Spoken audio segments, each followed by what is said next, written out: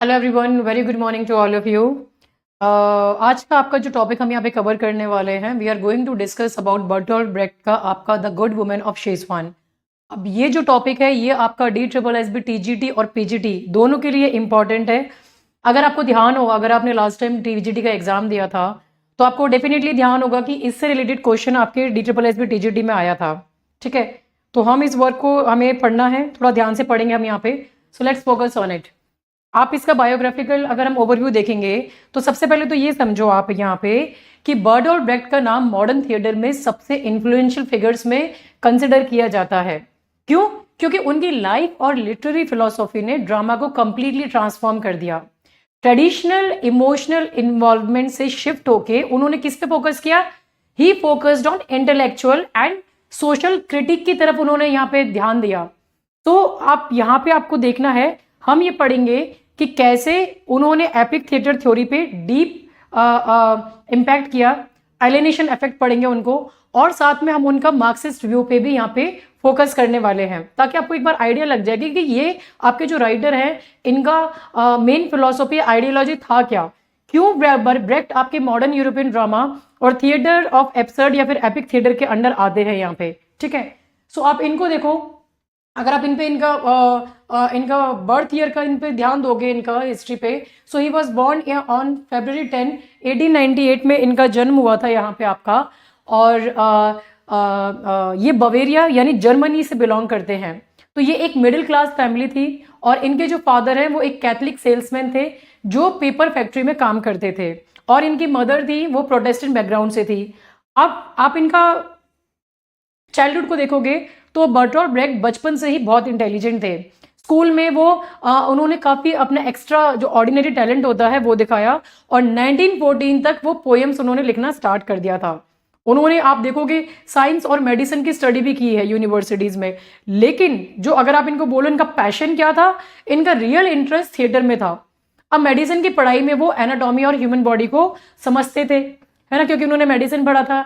लेकिन ये जो नॉलेज है, ये एनाटॉमी की जो नॉलेज है, ये बाद में उनके प्लेज में सोशल डिसेक्शन की तरह इन्होंने इसको यूज किया। सो 1920s में ब्रेक्ट ने मार्क्सिस्ट बिलीफ्स डेवलप किए, और ये एक कमिटेड सोशलिस्ट बन गए। अब उन्होंने जर्मनी के पॉलिटिकल टर्मोइल को बहुत ही क्लोजली ऑब्जर्व किया था उस टाइम पे। वीमर रिपब्लिक का टाइम था, इकोनॉमिक क्राइसिस और फैसिज्म आपका उस टाइम पे बहुत ही राइज कर रहा था। तो 1933 में जब हिटलर पावर में आया तो ब्रेक्ट ने नाजी जर्मनी से वो छोड़ के चले गए वहां से, और ये जो उनका 15 ईयर्स का एग्जाइल था ये उसका स्टार्टिंग था। अब वो चले कहाँ गए? तो वो डेनमार्क और स्वीडन में, मतलब यूरोपियन कंट्रीज में रहे वो ज्यादातर, फिनलैंड जैसी कंट्रीज में, और फाइनली वो यूनाइटेड स्टेट्स पहुंचे। अब ये जो एग्जाइल पीरियड आता है, इस एग्जाइल पीरियड में उन्होंने अपने ग्रेटेस्ट प्लेस लिखे, जैसे मदर करेज हो गया, लाइफ ऑफ गैलीलियो हो गया, या the good person of Schezwan हो गया। तो ये प्लेस में वो नाजी रेजिम, वॉर और कैपिटलिज्म का क्रिटिसाइज कर रहे थे। अब वर्ल्ड वॉर सेकेंड के बाद में 1947 में ब्रेक्ट ईस्ट जर्मनी यानी कि आपका जो जर्मन डेमोक्रेटिक रिपब्लिक होता है, यहाँ पे वो वापस आए। Just a second guys. तो यहाँ पे वो वापस आए। अब यहाँ पे वापस आने के बाद में, उन्होंने अपनी वाइफ हेलेन वीगल के साथ में एक थिएटर कंपनी को फाउंड किया था जिसका नाम था बर्लाइनर एनसेम्बल। ठीक है, तो ये एक कंपनी थी जो उन्होंने फाउंड की थी, ये रहा इसका नाम, ये आपको यहाँ पे ध्यान में देना है ना। तो ये ब्रेक्ट की कंपनी जो थी, इस कंपनी ने उनकी थ्योरीज को प्रैक्टिकली अप्लाई किया, और ये यूरोप में रेवोल्यूशनरी थिएटर मूवमेंट का सेंटर बन गया, ये जो आपका थिएटर था। अब उनकी हेल्थ हार्ट प्रॉब्लम से धीरे धीरे खराब होने लगी, डिक्लाइन होने लगी, और 1956 में ईस्ट बर्लिन में उनकी डेथ हो गई। अब ब्रेक्ट की लाइफ शॉर्ट थी लेकिन इम्पैक्टफुल थी। वो सिर्फ राइटर नहीं, डायरेक्टर भी थे, थ्योरिस्ट भी थे, पॉलिटिकल एक्टिविस्ट भी थे। अब आप इनका लिटरेरी फिलोसॉफी पे अगर आप ध्यान दोगे तो ब्रेक्ट की लिटरेरी फिलोसॉफी एपिक थिएटर पे बेस्ड है, जो इन्होंने ट्रेडिशनल ड्रामा के अगेंस्ट डेवलप किया था। अब हुआ क्या था, इन्होंने अरिस्टोटल के आइडियाज को चैलेंज किया, जहां ड्रामा ऑडियंस को इमोशनली इन्वॉल्व करता है और कैथारसिस प्रोवाइड करता है। तो ब्रेक्ट चाहते थे कि थिएटर सिर्फ एंटरटेनमेंट नहीं बल्कि सोशल चेंज का टूल भी बने। तो एपिक थिएटर पे उन्होंने मेन फोकस रीजन पे दिया, ना कि इमोशंस पे। ऑडियंस को क्रिटिकली सोचने पर मजबूर किया, है ना, ना कि ब्लाइंडली एम्पैथाइज करे, ये वो चाहते थे। तो इन्होंने थिएटर वर्सेस ड्रामेटिक थिएटर में इन्होंने इसका एक कॉन्सेप्ट इंट्रोड्यूस किया था। तो ऑडियंस को इमोशनली इन्वॉल्व करना और एम्पैथी क्रिएट करना, है ना।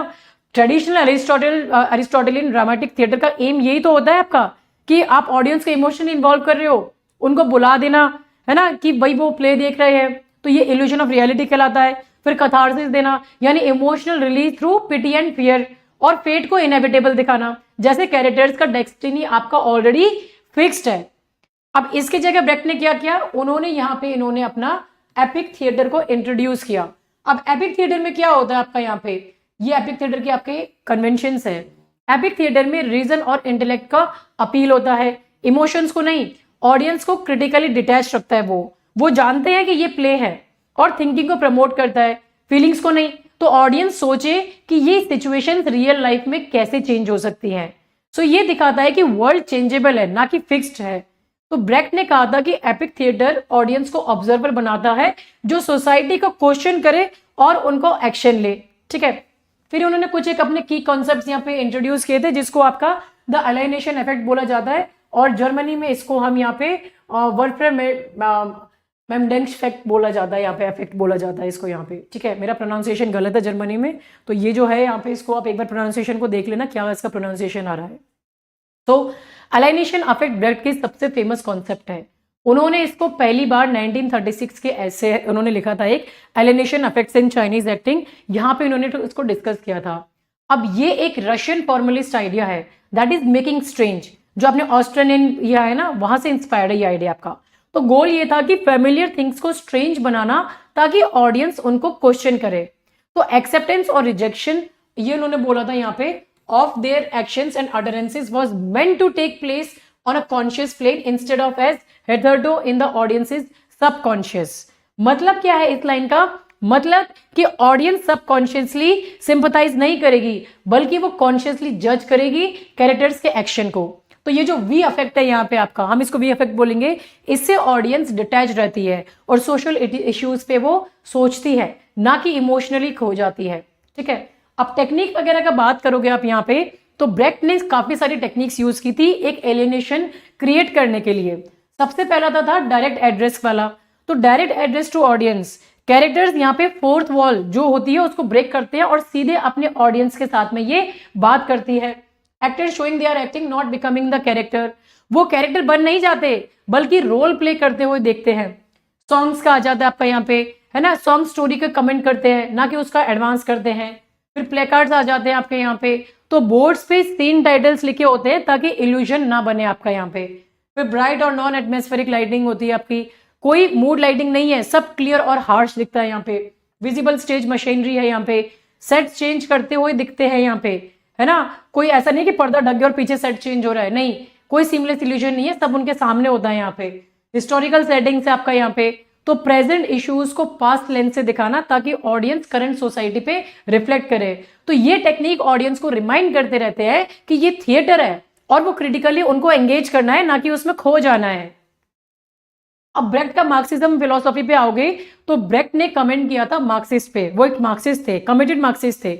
उन्होंने बिलीव किया कि इकोनॉमिक सिस्टम्स सोसाइटी के मोरालिटी को डिसाइड करते हैं। तो कैपिटलिज्म में लोगों को फोर्स किया जाता है कि वो गुडनेस और सर्वाइवल में से एक को चूज करे। उन्होंने आर्ग्यू किया कि ये एक्सप्लॉयटेटिव सोसाइटी में ट्रू ऑल्टरिज्म जो होता है ये इम्पॉसिबल है, लोग सेल्फिश बन जाते हैं सर्वाइव करने के लिए। तो इनके प्लेस में आप एक इम्प्लाइड सॉल्यूशन मार्क्सिस्ट सोसाइटी को देखोगे आप यहाँ पे, जहां प्राइवेट प्रॉपर्टी नेशनलाइज्ड हो और इंटरडिपेंडेंस से इंडिविजुअल और कलेक्टिव गुड दोनों फ्लरिश कर सकते हैं। तो सारे प्लेस में एक सेंट्रल क्वेश्चन ये आता है, how can one be good in a bad system, ठीक है। तो अगर आपने कभी मदर करेज इनका पढ़ा हो, वो एक बहुत प्रॉफिटेरिंग नोवेल है, गैलीलियो में साइंस वर्सेस अथॉरिटी को बता रहे हैं, और the good women of Schezwan में ये गुडनेस वर्सेस कैपिटलिज्म में बात कर रहे हैं। तो ब्रेक्ट का जो क्रिटिक है वो बहुत शार्प है, वो दिखाते हैं कि सिस्टम बदले बिना इंडिविजुअल चेंज नहीं हो सकता। यहाँ पे उस पर एक इंडिविजुअल पे आप चेंज नहीं ला सकते हो, अगर आपको चेंज लाना है तो you have to change the system, ठीक है। तो ये सारी चीजों को आप एक बार रीड कर लोगे। हमें सारे वर्क्स पे फोकस करना नहीं है, हमें एक वर्क पे फोकस करना है, which is the good women of Schezwan. तो मैं इसको एक बार आपका एक जनरल ओवरव्यू दे देती हूँ। यहाँ पे आपका the good women of Schezwan का जर्मन टाइटल है यहाँ पे आपका ये डरगोट मेंश वॉन शेजवान। सो ये बर्टोल्ट ब्रेक्ट का सबसे इंपॉर्टेंट पैरेबल प्लेस में से एक है।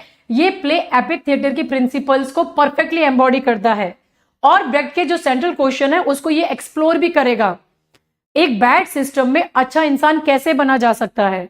सो ये प्ले में आप मोरालिटी, कैपिटलिज्म और जेंडर रोल्स और सोशल जस्टिस की थीम्स को बहुत शार्पली देखोगे। तो ये ब्रेक्ट का जो है ये एक उनके एग्जाइल पीरियड का मास्टरपीस है और उनकी मार्क्सिस्ट क्रिटिक का स्ट्रॉन्ग एग्जाम्पल भी है। ठीक है, तो आप देखोगे इन्होंने इस प्ले को कब लिखा था? ब्रेक्ट ने इस प्ले को 1938 से 1941 के बीच में लिखा, जब वो नाजी जर्मनी से एग्जाइल में थे और फाइनली वो यूनाइटेड स्टेट्स पहुंचे थे। तो ये उनका वॉर टाइम एग्जाइल का प्रोडक्ट है, जब यूरोप में आपका जो फैसिज्म है वो फेल हो रहा था और ब्रेक्ट सोच रहे थे कि गुडनेस और सर्वाइवल का कॉन्फ्लिक्ट आखिर कैसे सॉल्व हो सकता है। तो ये प्ले को कंप्लीट करने में टाइम लगा, क्योंकि बर्टोल्ट ब्रेक्ट जो है ये कॉन्स्टेंटली रिवाइज करते रहे इसको, ताकि epic theatre techniques perfectly fit हो। तो अगर आप देखोगे फर्स्ट परफॉर्मेंस का बात करोगे तो इसको फर्स्ट परफॉर्म किया गया था 1943 में, ज्यूरिक में परफॉर्म किया था ये शॉसपेलास में।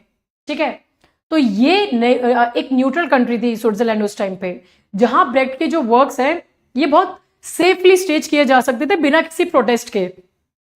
बाद में बर्लिनर एंसेम्बल ने इसको अपना जो है वहां पे एक सिग्नेचर स्टाइल में इसको स्टेज किया था, है ना, जहां पे एक पॉल डसो का म्यूजिक के साथ में इसको आता है, तो जब इसको जिसको इसका एक स्टैंडर्ड वर्जन कंसिडर किया जाता है। अगर आप जॉनरे का बात करोगे, इट इज वेरी इंपॉर्टेंट, ये एक पैरेबल प्ले है ना। मतलब पैरेबल प्ले मतलब किस मॉरल स्टोरी जो एब्स्ट्रैक्ट आइडियाज के कॉन्क्रीट कैरेक्टर्स के थ्रू एक्सप्लेन की गई है। तो ये प्योर एपिक भी है ना, प्योर एपिक थिएटर के जॉनरे में आता है। ऑडियंस को इमोशनली इन्वॉल्व नहीं होने दिया जाता इस प्ले में, बल्कि क्रिटिकली सोचने पे मजबूर किया जाता है। तो बर्टोल्ट ब्रेक्ट ने जानबूझकर डेलिब्रेटली इसको पैरेबल बनाया, ताकि सिंपल स्टोरी के थ्रू एक कॉम्प्लेक्स सोशल क्वेश्चंस को वो रेज कर सके। ठीक है, आप सेटिंग देखोगे, अगेन ये इंपॉर्टेंट है, क्योंकि ये सेटिंग को रिलेटेड क्वेश्चन आपका DSSB TGT में पूछा गया था ये क्वेश्चन, तो PGT में भी आ सकता है, तो आप इस पे फोकस करना, पढ़ना इसको। तो ये सेटिंग शुआन यानी शेजवान वहां की आपकी ली गई है, यहाँ पे चाइना में रखी गई है, लेकिन ये रियलिस्टिक चाइना नहीं है। ब्रेक्ट को चाइनीज कल्चर की एंथ्रोपोलॉजिकल एक्यूरेसी से कोई मतलब नहीं था। चाइना का यूज सिर्फ और सिर्फ उन्होंने इसलिए दिया क्योंकि उनको एक एस्ट्रेंजमेंट इफेक्ट क्रिएट करना था, जिसको आप वी इफेक्ट बोलते हो ना यहाँ पे आपका, तो सिर्फ उसके लिए उन्होंने इसका सेटिंग यूज किया था। तो यूरोपियन ऑडियंस को उन सब के लिए ये चाइना एक डिस्टेंट और अनफेमिलियर प्लेस होने की वजह से वो इमोशनली डिटैच रह सकते थे और स्टोरी को वो ऑब्जेक्टिवली जज भी कर सकते थे। तो जो ये सेटिंग है यहाँ पे आप देखोगे कि ये setting present day capitalist society को डिस्गाइज करती है। पॉवर्टी है, एक्सप्लॉयटेशन है, हिपोक्रेसी है, सारे मॉडर्न इश्यूज है यहाँ पे, जो चाइना के बैकड्रॉप में यहाँ पे दिखाए गए हैं। ओरिजिनल म्यूजिक का बात करोगे यहाँ पे आपका, तो प्ले में सॉन्ग्स भी बहुत इंपॉर्टेंट है, क्योंकि ये सॉन्ग्स आपके एक्शन को बीच बीच में इंटरप्ट करते हैं और कमेंट्री भी करते हैं। सो पहला म्यूजिक इसमें हल्ड्रेक जॉर्ज फ्रो का है यहाँ पे, फिर पॉल डेसो का है यहाँ पे आपका, और बाकी दूसरा म्यूजिक इसमें दूसरा वर्जन में है यहाँ पे आपका। ठीक है, तो ये आपको देखना है। तो ये बर्लिनर एंसेम्बल के प्रोडक्शन में ये सारे इन्होंने सॉन्ग्स को यूज किया था, और ये सॉन्ग्स आयरनिक और ब्रेक्ट के एलिनेशन इफेक्ट को सपोर्ट करते हैं। अब अगर आप इसका ओरिजिनल टाइटल देखोगे यहाँ पे आपका, तो ब्रेक्ट ने शुरू में इस प्ले का टाइटल डाई वॉर लेब सोचा था, जो जर्मनी में द कमोडिटी या द कमोडिटी लव, या आप बोलते हो ना लव एज अ कमोडिटी, इसका मतलब देता है। तो ये क्लेवरपन था एक, है ना। तो डाई वॉर लेब मतलब ट्रू लव, उसके साथ में जो साउंड में बिल्कुल सेम है, लेकिन मीनिंग कैसा है, बिल्कुल ऑपोजिट है। फिर टाइटल को चेंज होकर डरगोट मेंश वॉन शेजवान रखा गया, लेकिन ओरिजिनल आइडिया कैपिटलिज्म में लव और गुडनेस को कमोडिटी बन जाने की जो है यहाँ पे, उसको इन्होंने क्रिटिसाइज किया है। ठीक है, अब चाइना को सेटिंग की तरह इन्होंने क्यों लिया? नाउ ब्रेक्ट चाइना को रियलिस्टिक पोर्ट्रे करने के लिए उन्होंने इसको चूज नहीं किया, बल्कि उनका पर्पस था एस्ट्रेंजमेंट इफेक्ट को क्रिएट करना। यूरोपियन ऑडियंस के लिए चाइना एक एक्सोटिक और दूर की जगह थी, जिसे वो स्टोरी को अपनी डेली लाइफ से कनेक्ट नहीं कर सकते थे और इमोशनली इन्वॉल्व भी ना हो जाए, तो इसे वो क्रिटिकली सोच सकते थे इसके कारण। तो ये प्रॉब्लम सिर्फ चाइना की नहीं, यूनिवर्सल कैपिटलिस्ट सोसाइटी के हैं। चाइना का सेटिंग ब्रेक्ट के interest in Chinese art, literature और एक्टिंग टेक्निक से भी इंस्पायर्ड था। उन्होंने चाइनीज थिएटर के एलिनेशन मेथड्स जैसे स्टाइलाइज्ड एक्टिंग इनको एडमायर किया था और उसे अपने वीएफएक्स में इन्होंने इनकॉर्पोरेट किया। तो अगर आप इसका ओवरऑल सिग्निफिकेंस देखोगे यहाँ पे प्ले का, तो the good women of Schezwan Brecht के एपिक थिएटर का टेक्स्ट बुक एग्जाम्पल है। पैरेबल फॉर्मेट सिंपल स्टोरी के थ्रू उन्होंने डीप फिलोसॉफी को बताया है। एलिनेशन टेक्निक्स में सॉन्ग है, डायरेक्ट एड्रेस है, प्लेकार्ड्स है। सेंट्रल क्वेश्चन यूज किया है कि गुडनेस कैसे पॉसिबल है जब सिस्टम सेल्फिश बन जाता है।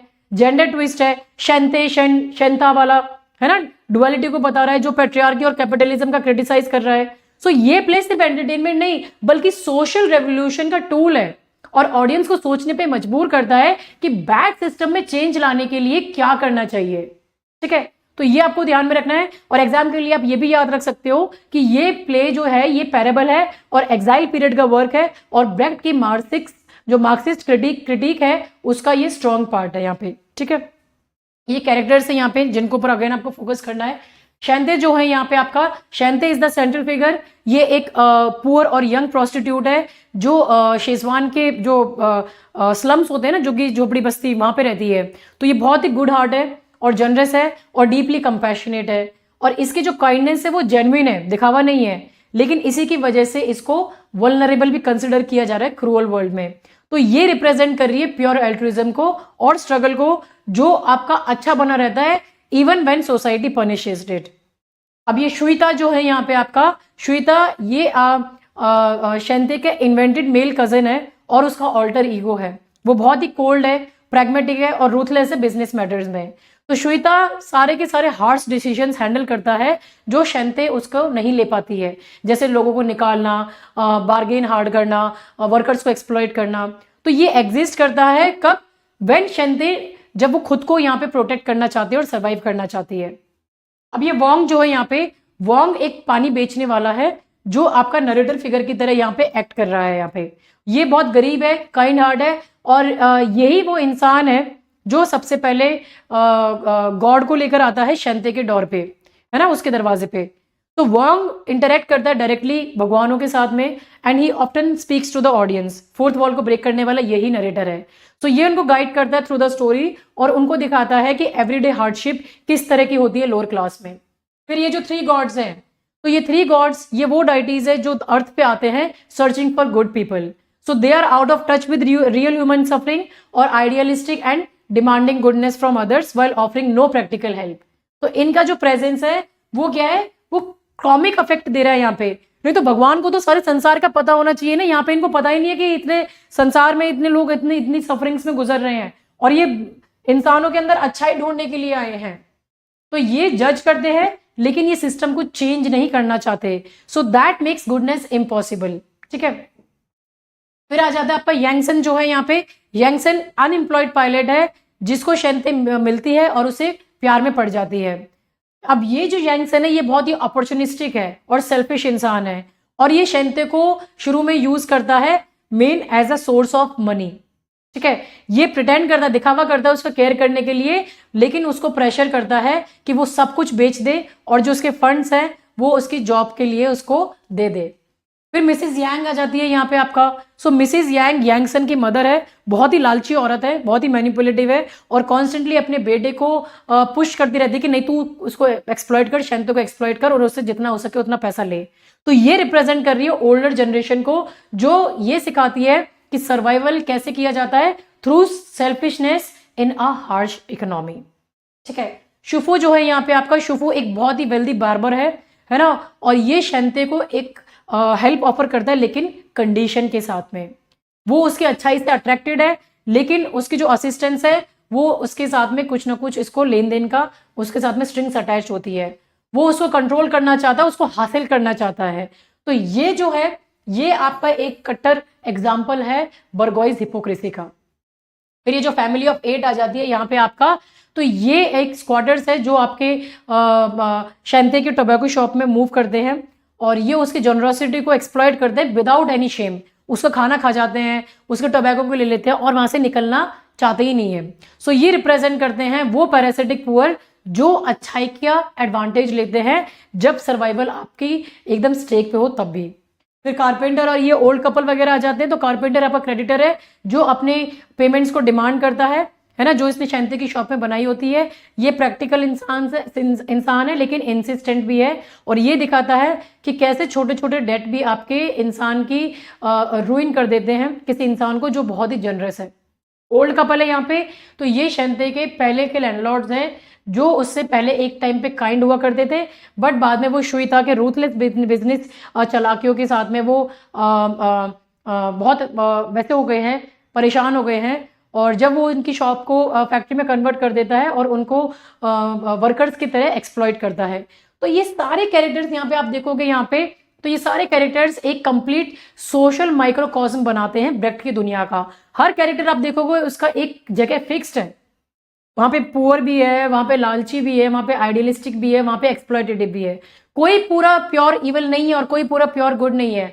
हर किसी को ये जो इकोनॉमिक सिस्टम है इसने शेप किया है अपनी मजबूरियों के चलते, and that forces impossible choices.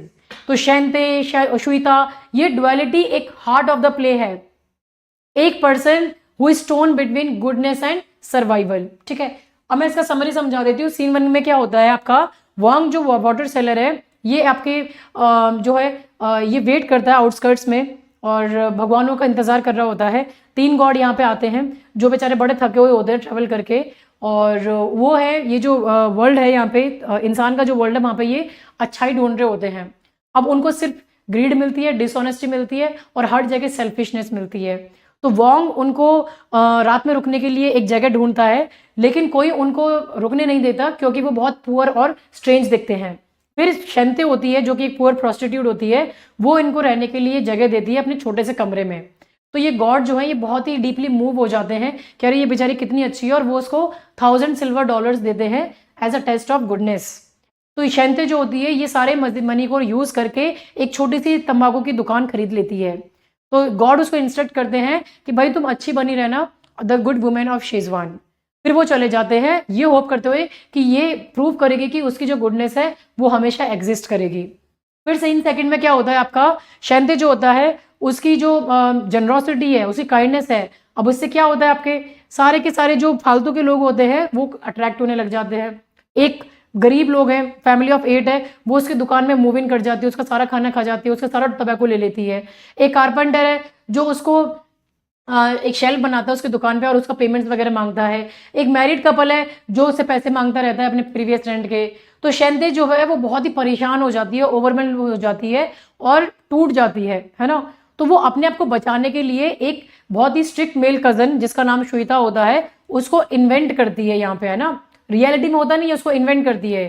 तो श्वेता एकदम से आ जाता है, वो बहुत ही कोल्ड है और वो सबको बाहर निकाल देता है। तो ये रिस्टोर करता है उसका ऑर्डर और डिमांड पेमेंट्स को। तो शॉप उसकी बच जाती है इसके श्वेता के थ्रू, लेकिन शैंते की जो गुडनेस है it is already under threat. फिर सीन 3 में क्या होता है आपका, यहाँ पे शैंते जो है यहाँ पे एक पार्क में घूमने जाती है और वहां पे ये यांगसेन से मिलती है जो कि एक अनएम्प्लॉयड पायलट है और वो खुद को फांसी लगाना चाहता है, मतलब सुसाइड करने वाला होता है। तो वो उसको रोक लेती है और उससे बात करती है, तो वो दोनों में प्यार हो जाता है। या फिर शैंते को बिलीव करता है कि वो शायद उससे प्यार करता है। यांगसेन उसको बोलता है कि मुझे 500 सिल्वर डॉलर्स की जरूरत है ताकि मैं वापस से अपना जो पायलट का जॉब है उसको ले सकूं पैकिंग में। तो शैंते क्योंकि वो प्यार में होती है, बेवकूफ होती है, वो अग्री कर देती है अपनी दुकान को बेचने के लिए, उसको हेल्प करने के लिए। वो ये नहीं देख पाती कि वो जो आदमी है वो सिर्फ और सिर्फ यांगसेन उसको यूज कर रहा है उसके पैसों के लिए। फिर होता क्या है आपके बाद में सीन 4 में शैंते जो है वो उससे अपनी तैयारियां करती है कि अब वो यांगसेन से शादी करेगी। फिर शादी वाले दिन उसको ये पता पड़ता है कि ये कितना सेल्फिश इंसान है और सिर्फ उससे पैसे चाहता था। तो ये उसको प्रेशर करता है कि तू और मुझे पैसे लेकर आ अपने कजन श्वेता से। तो शैंते को ये रियलाइज होता है कि वो उससे शादी नहीं कर सकती विदाउट बिकमिंग श्वेता अगेन। तो ये जो मैरिज है ये इसकी टूट जाती है। फिर बाद में उसको डिस्कवर होता है, वो डिस्कवर करती है कि वो प्रेग्नेंट है यांगसेन के बच्चे के साथ में। तो उसकी जो अच्छाई है it is now even more impossible to sustain. अब ऐसे कपटी दुनिया में कैसे अपनी अच्छाई को बरकरार रखेगी। फिर सीन 5 में क्या होता है आपका, शैंते जो है वो बहुत लंबे टाइम तक गायब रहती है। तो श्वेता यहाँ पे ज्यादा आपका फ्रिक्वेंटली आता है ना, और वो ट्रांसफॉर्म करता है अपनी जो टोबैको शॉप है एक टोबैको फैक्ट्री में कन्वर्ट कर देते हैं अच्छी खासी चलने वाली। तो ये जो है श्वेता जो है अब ये भी एकदम टिपिकल बर्गोइस क्लास बन जाता है, वो वर्कर्स को एक्सप्लॉइट करता है, इंक्लूडिंग द ओल्ड कपल जिसने एक बार शेंते की हेल्प की थी। अब यांगसेन, अब ये जो है ये श्वेता का फोरमैन बन जाता है। तो शेंते जो कि आपका प्योर गुडनेस को रिप्रेजेंट कर रही थी, अब वो क्योंकि वो श्वेता का रोल ज्यादा प्ले करती रहती है यहाँ पे आपका, now she is completely consumed by Shweta's ruthless business techniques. अब फैक्ट्री धीरे धीरे और भी रिच होती जाती है, but at what, at the cost of human exploitation. फिर सीन सिक्स्थ में क्या होता है, जो वर्कर्स हैं यहाँ पे वो एक औरत के चिल्लाने की आवाज सुनते हैं दरवाजे के पीछे। फिर जब वो उसे तोड़ते हैं तो वो देखते हैं कि श्वेता वहां पे है। सो वो एक श्वेता के कपड़े में एक छोटा सा बंडल देखते हैं यहाँ पे उसके डेस्क में, और वो अक्यूज करते हैं कि भाई तूने अपने मर्डर अपने खुद के कजन का मर्डर कर दिया। श्वेता को जो है अरेस्ट कर लिया जाता है और उसको ट्रायल दिया जाता है। 3 गॉड्स वहां पे आपके खड़े किए जाते हैं एज जजेस, वही सेम गॉड। तो श्वेता को कन्फेस करती है, श्वेता से पूछा जाता है, उसको बोला जाता है कि तुम प्राइवेट में कन्फेस कर दो। तो जब सारे गॉड्स अकेले होते हैं तो शेंते रिवील करती है कि मैं ही श्वेता हूं और मैं ही शेंते हूं। तो वो एक्सप्लेन करती है, अब ये वो सारा का सारा एक्सप्लेन करती है, I am the bad one who appears when someone is needed who can defend himself. तो ये भगवान को बताती है वो 3 गॉड्स को कि your injunction to be good and yet to live tore me in two like lightning. तो ये है कि तुमने मुझे मजबूर कर दिया मेरी 2 पर्सनैलिटीज में डिवाइड होने के लिए। तो जो ये फिर इसमें होता क्या है, आपका एपिलॉग आ जाता है। एपिलॉग में जो गॉड्स होते हैं वो वापस चले जाते हैं पिंक क्लाउड में उड़ के, और वो इसमें मना कर देते हैं कि हमको यहाँ पे इंटरवीन करना या फिर हम यहाँ रूल्स को चेंज कर देंगे। And they continue to be good women of Szechwan, वो बस यही बोल के चले जाते हैं। अब शेंते अकेली रह जाती है, प्रेग्नेंट है और डेस्परेट है। अब एक एक्टर वो अपना बाहर मतलब आगे बढ़ के बोलता है और वो डायरेक्टली ऑडियंस से एड्रेस करता है, और जब ये एड्रेस कर रहा है डायरेक्टली ऑडियंस को, so this means that the actor is breaking the 4th wall completely. ठीक है, तो ये आपको दिखाना है। तो फिर आपको ये देखोगे यहाँ पे वो उससे पूछते हैं यहाँ पे, what is your answer, there must be good people somewhere, mustn't there, help us, we need your help, don't shrug your shoulders, think it through, we need a happy ending and you must provide it. तो यहाँ पे audience से पूछा जा रहा है ये answer. सो ये प्ले जानबूझकर यहाँ पे एंड किया गया है विदाउट एनी रेजोल्यूशन। तो ये आपको यहाँ पे ध्यान रखना है। ठीक है, तो जिसकी वजह से आपकी जो प्रॉब्लम है ये ऑडियंस के पास में रह जाती है आपके यहाँ पे। और ये ओपन जो है ये जो प्ले है इसका जो ओपन एंडिंग है यहाँ पे, ये क्लासिक एपिक थिएटर का एग्जाम्पल है। कोई कथारसिस नहीं है, सिर्फ प्रोवोकेशन है जिसकी वजह से आपको सोचने पर और एक्ट करने पे मजबूर किया जाता है। तो ये प्ले ब्रेक्ट का एपिक थिएटर का परफेक्ट एग्जाम्पल है। एलिनेशन टेक्निक्स में आपके सॉन्ग्स आगे, डायरेक्ट एड्रेस आगे, गॉड को कॉमिक फिगर्स में यूज कर लिया, मार्क्सिज्म का क्रिटिसाइज किया गया है, गुडनेस इम्पॉसिबल है अंडर कैपिटलिज्म में, और आपका ऑडियंस को रिस्पॉन्सिबिलिटी दी गई है। ठीक है, तो ये डुअलिटी शेंते और श्वेता, ये गॉड्स का फेलियर और एपिलॉग का डायरेक्ट एड्रेस आपको इस वर्क में ध्यान रखना है। ठीक है, आप सेंट्रल थीम देखोगे तो ये impossibility of goodness in a capitalism society है। तो गुड वुमेन ऑफ शेजवान में बर्टोल्ट ब्रेक्ट ने कैपिटलिज्म और मोरालिटी के बीच का इम्पॉसिबल कॉन्फ्लिक्ट बहुत ही शार्पली दिखाया है। ये प्ले एक पैरेबल है जो सिंपल स्टोरी के थ्रू आपको एक बहुत ही डीप फिलोसॉफिकल और पॉलिटिकल क्वेश्चन उठाता है। ब्रेक्ट का मेन मैसेज ये है कि आज के इकोनॉमिक सिस्टम में अच्छा इंसान बनना इम्पॉसिबल है, गुडनेस और सर्वाइवल एक साथ नहीं चल सकता। ठीक है, तो ये आपको देखना है। तो सेंट्रल थीम्स में आप इन सारी चीजों को देख लोगे, यहाँ पे आप इसको एक बार आप रीड कर लोगे। पहले ये बता रहे हैं impossibility of goodness in a capitalism world, तो ये प्ले का सबसे कोर थीसिस है। कैपिटलिज्म के अंडर इंसान जो है यहाँ पे वो अच्छा भी रहे और सर्वाइव भी करे, तो ये दोनों पॉसिबल नहीं। शेंते गुडनेस की बहुत जेन्युइन है, शेंते की जो गुडनेस थी वो जनरस थी, वो कंपैशनेट थी और वो सेल्फलेस थी। लेकिन जैसे ही वो शॉप खोलती है उसकी काइंडनेस पैरासाइट्स को अट्रैक्ट करती है। फैमिली ऑफ 8, कारपेंटर और ओल्ड कपल, वो सब उसके टोबैको, फूड और पैसे ले जाते हैं। अब उसकी जनरसिटी उसको पावर्टी और रुइन की तरफ ले जाती है।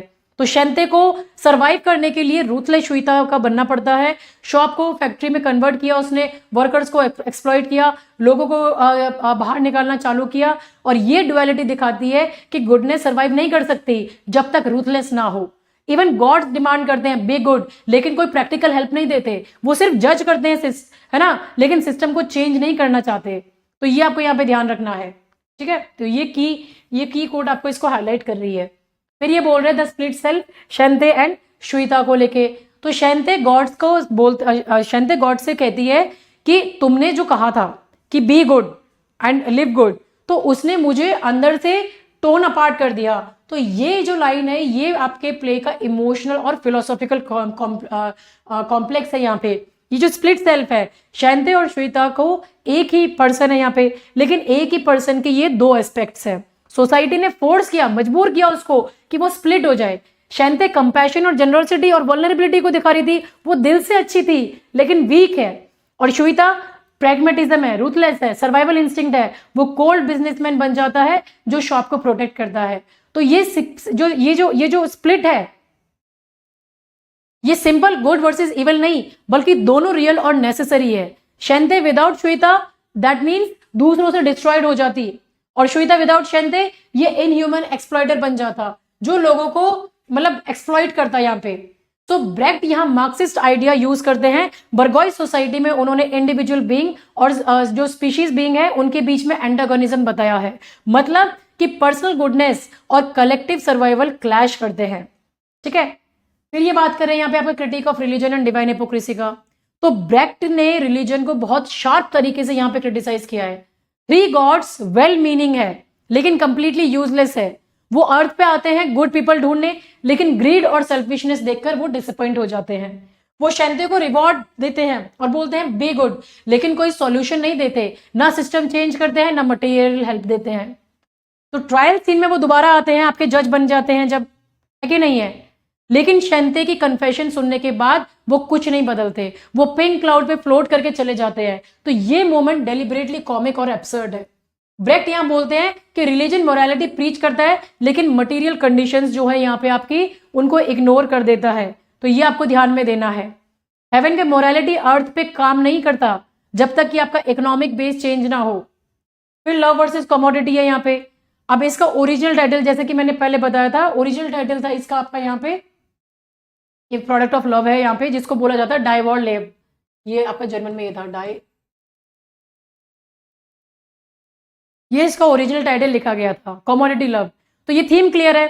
शैंते प्रोस्टिट्यूट है, वो अपना बॉडी सेल करती है सर्वाइव करने के लिए। यंगसन अपना अफेक्शन सेल कर देता है, वो शैंते से प्यार करता है सिर्फ पैसों के लिए। शैंते का जो ट्रू लव है यंगसन के लिए, उसको एक्सप्लॉइट किया जाता है, वो उसके पैसे निकालने का टूल बन जाती है। सो इवन शैंते का अनबॉर्न चाइल्ड एक बर्डन बन जाता है, another mouth to feed, another pressure to become Shweta. तो लव जेन्युइन कनेक्शन नहीं बल्कि एक ट्रांजैक्शन है यहाँ पे। तो ब्रेक्ट यहाँ कैपिटलिज्म का क्रिटिक करते हैं, जब बोलते हैं वो कि जब सब कुछ कमोडिटी है तो इमोशंस भी आपके सेलेबल हो जाते हैं। ऐसी सोसाइटी के अंदर इमोशंस भी बिकने लग जाते हैं आपके। ठीक है, फिर ये बता रहे हैं इकोनॉमिक डिटर्मिनिज्म ऑफ मोरालिटी को। अब ब्रेक्ट का मार्क्सिस्ट व्यू ये है कि मोरालिटी इकोनॉमिक पोजीशन से डिटरमाइन होती है। कैरेक्टर्स की मॉरल चॉइसेस उनकी क्लास और फाइनेंशियल सिचुएशन पर डिपेंड करते हैं। जो बेचारे पुअर लोग हैं, जैसे कि वो फैमिली ऑफ 8 है, वो शैंते की जनरोसिटी को एक्सप्लॉइट करते हैं सर्वाइव करने के लिए। जो रिच है जैसे शुफू हो गया, वो हेल्प ऑफर करते हैं लेकिन स्ट्रिंग्स के साथ में, कंट्रोल चाहते हैं। यंगसन की सेल्फिशनेस डेस्परेशन से आती है, जॉब के लिए उसको पैसे चाहिए होते हैं। और श्वेता का रूथलेसनेस बिजनेस प्रोटेक्ट करने से वो डेवलप होता है। तो इन्होंने यहाँ पे ये इंप्लाई किया है कि इकोनॉमिक सिस्टम चेंज हो, जैसे आपका प्राइवेट प्रॉपर्टी जो अगर आप इसको खत्म करो, इंटरडिपेंडेंस हो, तो मोरालिटी भी नेचुरली बेटर हो जाएगी। तो ब्रेक्ट बोलते हैं कि बैड सिस्टम में अच्छा इंसान बनना ऑलमोस्ट इम्पॉसिबल है। Change the system, change morality. तो वो ये यहाँ पे ये मैसेज देना चाह रहे हैं। ठीक है, तो ये आपको यहाँ पे देख लेना है, आपके थीम्स वगैरह को आप देख लोगे। यहाँ पे आपका मेजर कैरेक्टर्स मैं ऑलरेडी आपको यहाँ पे एक्सप्लेन कर चुकी हूँ, तो एक बार इनको आप देख सकते हैं। यहाँ पे मेजर कैरेक्टर्स को लेके भी आपका मैंने ऑलरेडी आपको सीन वाइज और इनके बारे में कुछ तो बता ही दिया है आपका यहाँ पे लेके। फिर ये आप देख लो, ये शैंते है, ये श्वेता है, इनको एक बार आप रीड कर लेना, आपके PDF में इनको लेके सारी चीज़ें अवेलेबल है। ठीक है, अब ये जो की सिंबल्स यहाँ पे आपके इंट्रोड्यूस किए गए हैं, इनको भी आप देख सकते हो। अब की सिंबल्स है, जैसे आपका टोबैको शॉप है, ये स्मॉल कैपिटलिज्म को रिप्रेजेंट कर रहा है। शैंते के अटेम्प्टेड रिस्पेक्टेबिलिटी, टोबैको फैक्ट्री है, इंडस्ट्रियल कैपिटलिज्म कर रहा है, एक्सप्लॉयटेशन सिस्टमाइज्ड, मेल कॉस्ट्यूम है, power in society requires masculine ruthlessness, pink cloud है, यहाँ पे आपका वाटर है, अनबॉर्न चाइल्ड है। So go through these symbols once, तो उससे आपको यहाँ पे आइडिया लग जाएगा कि हम क्या बारे में बात कर रहे हैं। एपिक थिएटर डिवाइसेज जो इन्होंने यूज किए गए हैं, डायरेक्ट एड्रेस यूज किया है इन्होंने, ये सारे डिवाइसेज हैं, तो एक एक बार आप इनको रीड कर लीजिएगा। एक्सप्लेन मैं ऑलरेडी आपको सारी चीजें कर चुकी हूँ, तो ये सारा का सारा चीज डोंट वरी आपके पीडीएफ में अवेलेबल है यहाँ पे। अब इसका क्रिटिकल इंटरप्रिटेशन देखोगे मार्क्सिस्ट रीडिंग का, तो ये प्ले मार्क्स की थ्योरी को डेमोन्स्ट्रेट करता है, और वो क्या है कि इकोनॉमिक बेस सुपर स्ट्रक्चर यानी मोरालिटी और रिलीजन को डिटरमाइन करता है। शांति गुड नहीं रह सकती क्योंकि सिस्टम एक्सप्लॉयटेशन को रिवॉर्ड देता है। रिलीजन जो आपका गॉड्स का इल्यूजन वो है यहाँ पे, वो इल्यूजन क्रिएट करते हैं कि इंडिविजुअल गुडनेस मैटर करती है। सॉल्यूशन क्या है आपका भाई, मटेरियल कंडीशंस चेंज करोगे तभी तो गुडनेस बनी रहेगी। तो ये ओपन एंडिंग जो इस प्ले में दिखाई है, ये ऑडियंस को सोशल चेंज की डिमांड देता है। ठीक है, फेमिनिस्ट रीडिंग अगर आप देखोगे तो शांति को पावर के लिए मैन बनना पड़ता है। फीमेल कंपैशन वीकनेस है मेल डोमिनेटेड इकोनॉमी में। उसका जो बॉडी है वो कमोडिटी है, क्योंकि यहाँ पे शांति प्रोस्टिट्यूट है। लव कमोडिटी है, क्योंकि यंगसन उसके लव को एक्सप्लॉइट करता है पैसों के लिए। प्रेगनेंसी उसको और भी वल्नरेबल बनाती है, लेकिन स्ट्रेंथ भी देती है फाइट करने की। तो श्वेता फीमेल वल्नरेबिलिटी का मेल प्रोटेक्टर बन जाता है, और ये वुमेन की मस्कुलिन ट्रेट्स अडॉप्ट करने की मजबूरी को दिखाता है सर्वाइव करने के लिए। फिर यहाँ पे आपका रिलीजियस फिलोसॉफिकल रीडिंग को लोगे तो ये प्ले आपके एब्स्ट्रैक्ट आइडियलिज्म का क्रिटिक है, जो मटेरियल रियलिटी से डिवोर्स्ड है। गॉड्स की मोरालिटी यूजलेस है क्योंकि वो वर्ल्ड के वर्किंग को इग्नोर कर देते हैं। शांति का डिलेमा क्या है कि सेंट कैसे बने जब वर्ल्ड सेंट को क्रूसिफाई कर देता है। अगर मैं अच्छी बनी रहूंगी तो मेरा तो खत्म ही हो जाएगा, सारा काम भी खत्म हो जाएगा, दुकान भी बिक जाएगी और कुछ बचेगा भी नहीं। तो बाइबलिकल इकोज है ये। पुअर प्रोस्टिट्यूट ही राइटियस है। एपिलॉग ऑडियंस को रिस्पॉन्सिबिलिटी देता है, गॉड्स नहीं। हमें अब आप आंसर ढूंढ के दो। डायरेक्ट फोर्थ वॉल तोड़ के यहाँ पे ऑडियंस को एड्रेस किया गया है। साइकोएनालिटिक रीडिंग में आप देखोगे तो शांति और श्वेता एक स्प्लिट साइक है। शांति आईडी है आपका, जो इंस्टिंक्चुअल जनरोसिटी लव और इंपल्स को बता रहा है। श्वेता आपका ईगो है, जो रियलिटी प्रिंसिपल और सर्वाइवल नेगोशिएशन पे बेस्ड है। गॉड क्या है, सुपर ईगो है, मतलब इम्पॉसिबल मॉरल डिमांड्स। तो ये स्प्लिट सोशल कॉन्ट्राडिक्शन से साइकिक डैमेज दिखाते हैं आपका, इंसान को अंदर से चीर के रख देते हैं। तो ये सिंबल्स डिवाइसेस और इंटरप्रिटेशंस प्ले को कैसे बना देंगे, एक मल्टी लेयर्ड बनाते हैं आपका।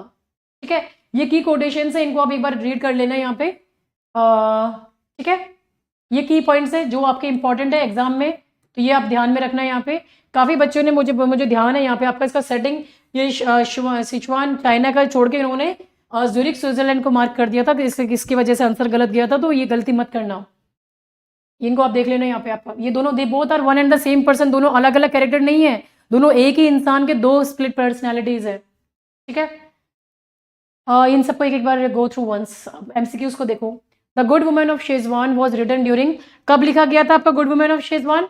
सो it was written during when? It was written during his exile from Nazi Germany में इन्होंने इसको लिखा था यहाँ पे आपका। ठीक है, the original German title the gute Mensch von Sezuan translates most accurately. ध्यान दो, क्वेश्चन है मोस्ट एक्यूरेटली, तो इसका आंसर होगा the good person of Schezwan. तो ये जो फ्रेज है आपका, ये ना, ये जो फ्रेज है ये डर गुड मेंश वॉन शेजवान, तो इसका मतलब ये आपका ये ग्यूट मेंश जो है यहाँ पे ये जेंडर न्यूट्रल आपका वर्ड होता है, जिसका मतलब है good human person.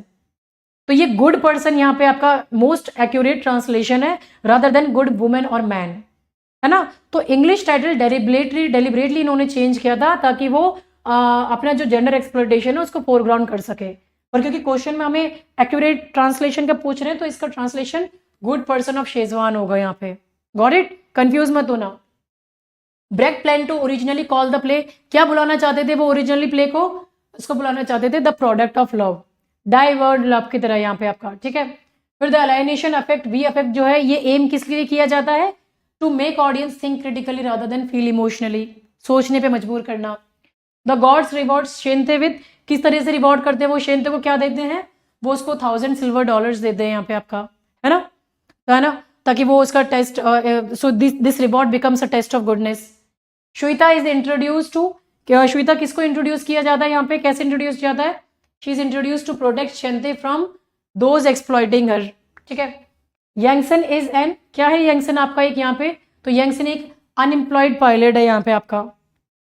At the end of the play the gods कहाँ चले जाते हैं आपके? दे float away on a pink cloud without solving anything. The play's ending is open-ended. The audience must find the solution. Brecht primary political philosophy was Marxism. ठीक है, तो ये है आपका आज का प्ले, आपका गुड वुमेन ऑफ शेजवान। बहुत इंपॉर्टेंट वर्क है, ध्यान दो। भले कोई सा भी एग्जाम दे रहे हो, DSSB, TGT, PGT या फिर आपके इनफैक्ट यूनिवर्सिटी या कॉलेज रिलेटेड भी क्वेश्चंस आते हैं आपके इससे लेके, तो you would be able to answer those questions through this video. तो ये वीडियो कोर्स आपका ऑनगोइंग है, DSSB, TGT, PGT, उनको आप एक्सप्लोर कर सकते हो vidwan.in पे। और ये आपका iOS का स्कैनर है, ये प्ले स्टोर का स्कैनर है, ये आपका टेलीग्राम लिंक है यहाँ पे, जहाँ पे आप मुझे फॉलो कर सकते हैं for latest updates. And this is my WhatsApp number, जहाँ पे आप मुझसे कनेक्ट कर सकते हैं। ठीक है, अगर कोई डाउट या क्वेरी है आपको तो। Got it. और ये आपके ऑनगोइंग कोर्सेज है जिनको आप यहाँ पे देख सकते हैं। ठीक है, so these are the ongoing courses जो आप एक्सप्लोर कर सकते हैं। Got it. तो ये था आपका आज का वीडियो। आपको पसंद आया तो लाइक करें, शेयर करें, सब्सक्राइब करें। And if you have any sort of doubt, feel free to contact me. Thank you, have a nice day.